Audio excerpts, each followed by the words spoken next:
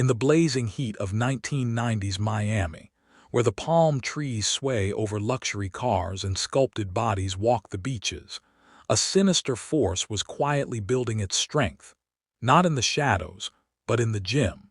At Sun Gym, a popular fitness club in Miami Lakes, a group of ambitious and dangerously misguided bodybuilders was plotting something far darker than personal gain. This is not just a story of muscles and ambition. It's a story of how ego, greed, and stupidity can turn a dream body into a nightmare weapon.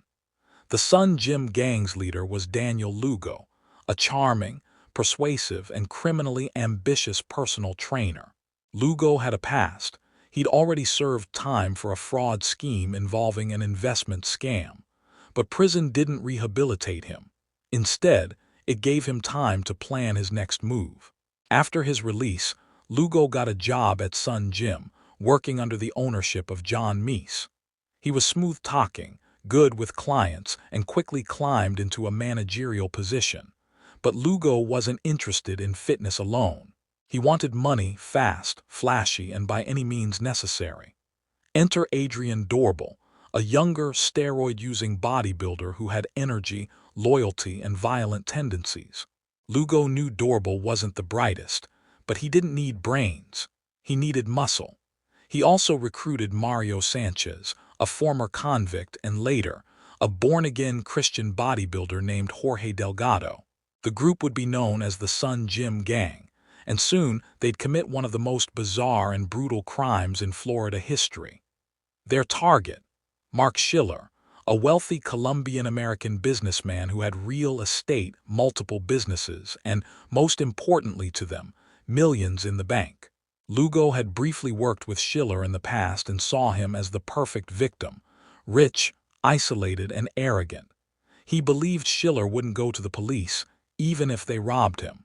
In late 1994, the gang launched their plan. They started tailing Schiller, watching his movements for weeks.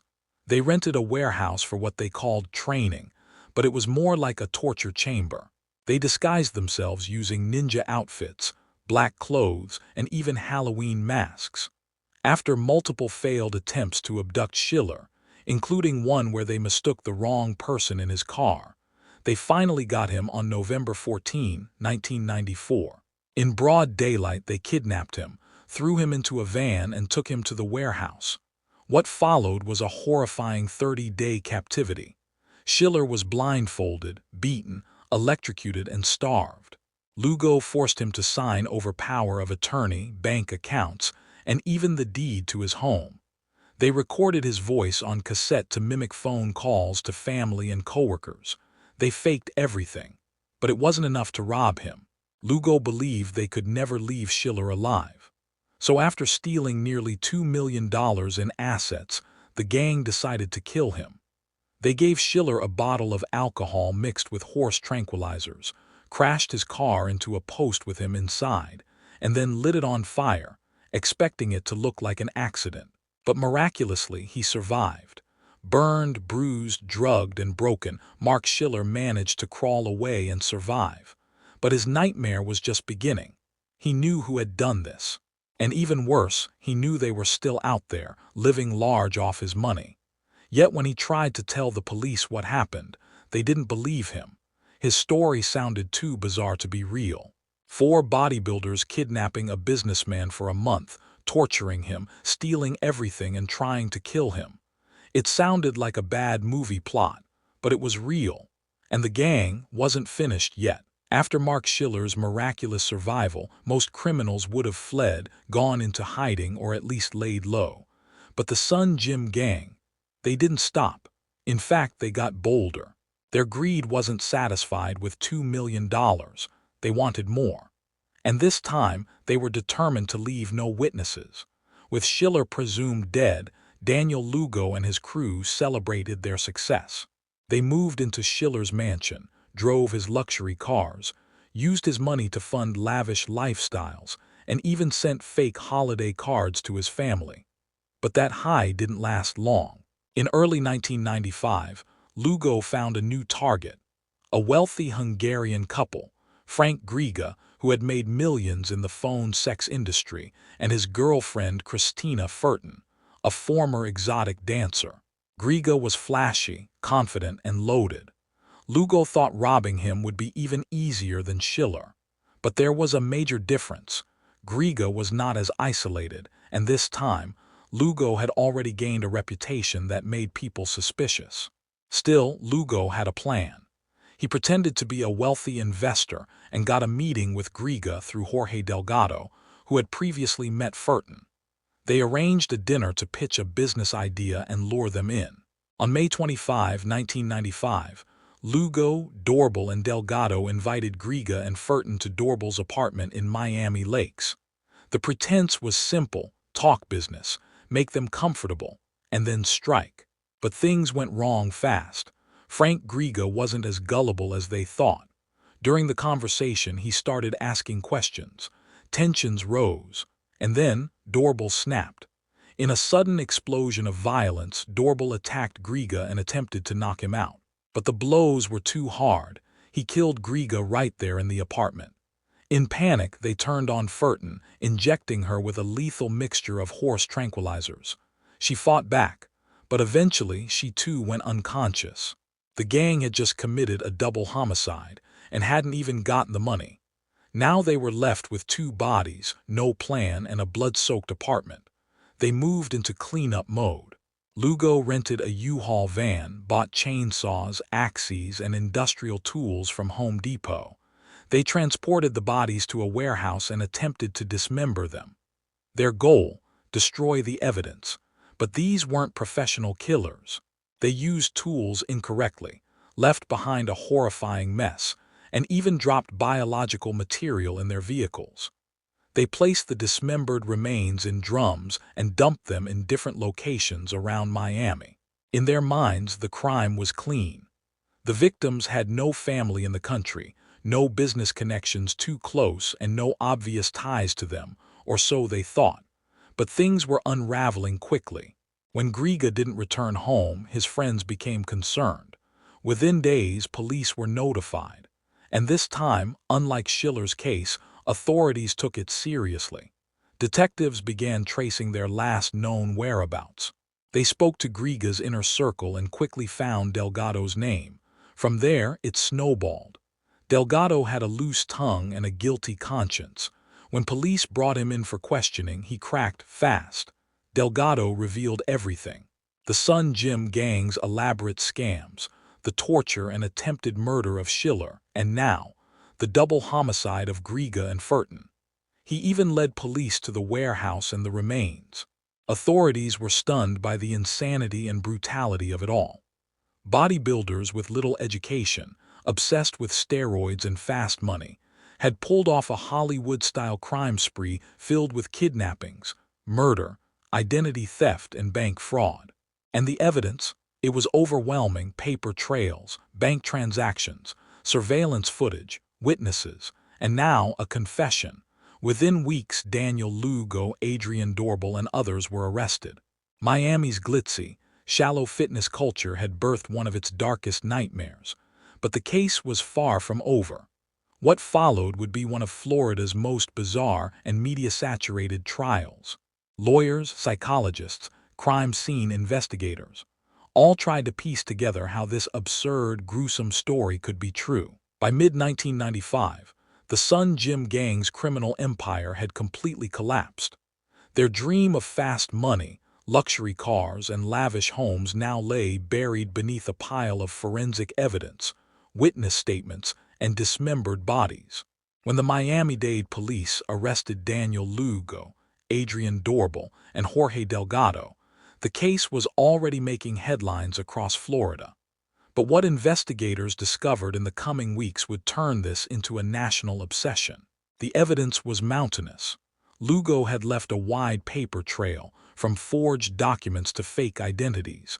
Delgado had already confessed. Dorbel's apartment still had traces of blood and DNA. And inside the rented warehouse, police found tools, bloodstains, and remnants of the same drums used to hide the remains of Frank Griga and Christina Furton.